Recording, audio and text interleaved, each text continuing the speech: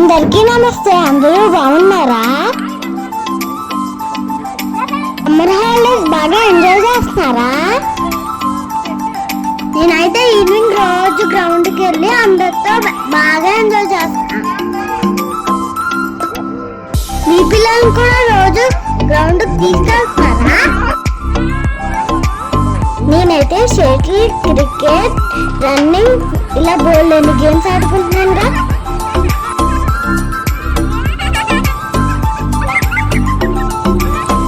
టీవీలో ఫోన్లో ఎక్కువ చూడకండి, చక్కగా గ్రౌండ్కి వెళ్ళి ఆడుకోండి.